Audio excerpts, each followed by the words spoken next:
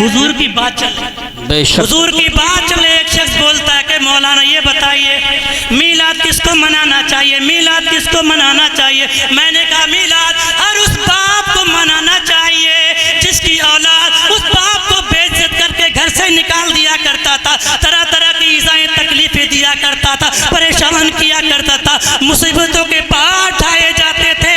मेरे हुजूर तशरीफ लाए, हुजूर ने तशरीफ लाए, मेरे हुजूर ने फरमाया ऐ लोगों, बाप को परेशान करने का नहीं, बाप को तकलीफ देने की चीज नहीं है, बल्कि मेरे हुजूर ने फरमाया रज़ाउल्लाह फी रज़ाउल वालिद, बाप की रजा में रब की रजा है, और सकतल्लाह फी सकतिल वालिद, और बाप की नाराजगी में रब की नाराजगी। बेशक बेशक सुभान अल्लाह। पता ये चला कि जिसने बाप को राजी किया अपने रब को राजी किया, और जिसने अपने बाप को नाराज किया समझो कि उसने अपने रब को नाराज। बेशक बेशक सुभान अल्लाह सुभान अल्लाह। बोला मीलाद और किसको मनाना चाहिए। मैंने कहा मीलाद हर उस माँ को मनाना चाहिए जिसका बेटा जब जवान होता था माँ के गले में रस्सी डालता था, और रस्सी डाल के गलियों में घसीटता हुआ लेकर जाता था। लोग पूछते थे कहाँ लेकर जा रहे हो, इस माँ का क्या कसूर है। बोलता था कि इसका कसूर ये है कि अब बूढ़ी हो गई,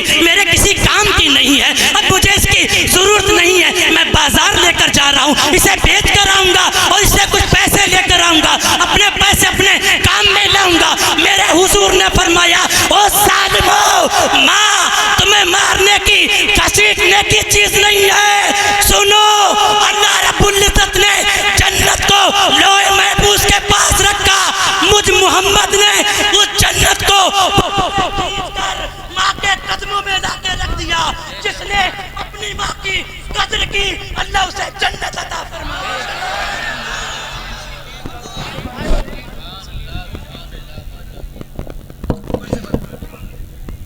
जिनके वालिदैन बाहयात हैं बड़े खुशकिस्मत हैं वो, जिनके नहीं उनसे पूछो।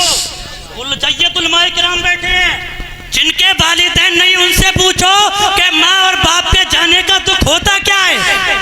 बोला मीलाद और किसको मनाना चाहिए। मैंने कहा हर उस बेटी को मनाना चाहिए जिसका पैदा होते ही उसका बाप जिंदा दरगोर कर दिया करता था, जिंदा मार दिया करता था, गड्ढा खोद कर गाड़ दिया करता था। बोला वो फिर क्या करना चाहिए। तो मेरे हुजूर तशरीफ लाए, मेरे हुजूर ने फरमाया कि लोगों, बेटी दफनाने की चीज नहीं है, सीने से लगाने की चीज है। अल्लाह ने जिसे बेटी दी उसकी परवरिश करके उसके हाथ पीले कर दिए। मैं मोहम्मद गवाही देता हूँ वो और उसका बाप दोनों जन्नत में होंगे। सुभान अल्लाह सुभान अल्लाह। नारे तकबीर, नारे रिसालत, नारे गौसियत, मसलके आला हजरत उलमाए अहले सुन्नत आमद नूर कॉन्फ्रेंस। सुभान अल्लाह। और शायद 1500 साल हो गए अभी तक लोग इसी में उलझे हुए कि मीलाद किसको मनाना चाहिए। जी जी जी। 1500 साल का अरसा गुजर गया, अब तक ना समझ सके। वो नादानों कब समझोगे, और कौन सा वक्त आएगा। 1500 साल हो गए। बोला फिर और मीलाद किसको मनाना चाहिए। मैंने कहा हर बेबा को मीलाद मनाना चाहिए। कहा वो कैसे। मैंने कहा ऐसे, मेरे नबी तशरीफ लाए, मेरे नबी की उम्र मुबारक 25 साल की है, 40 साल की हजरत खदीजा को सीने से लगा के दुनिया इंसानियत को बता दिया लोगों, बेबा धुतकारने की चीज नहीं है, सीने से लगाने की चीज है। बेशक बेशक बेशक सुभान अल्लाह। लास्ट में एक बात और, जिनके वालिदैन बाहयात हैं दुनिया का वो सबसे बड़ा खुशनसीब है, क्योंकि याद करो हजरत मूसा अलैहिस्सलाम को अल्लाह के नबी हैं, हम क्या, हमारी विसात क्या। मूसा अलैहिस्सलाम अल्लाह के नबी हैं, पहाड़ चढ़ रहे हैं, आवाज आती मूसा संभल के आना। मूसा अलैहिस्सलाम हैरत से बोलते मौला एक अरसा हो गया आते जाते, आ रहा हूँ जा रहा हूँ, तुझसे कलाम करता हूँ, इससे पहले तूने कभी नहीं बताया, आज क्यों, आज क्यों। अल्लाह फरमाता है मूसा कल तक तेरी माँ दुनिया में जिंदा थी, बाहयात थी, तो तेरी साबित कदमी की तेरी माँ दुआ करती थी, आज तेरी माँ का साया तेरे सर से उठ चुका है मूसा, संभाल के आना।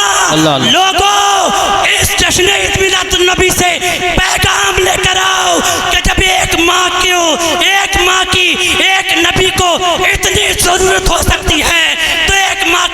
हम गुनाहगारों को कितनी जरूरत होगी। बेशक वाह वाह वाह।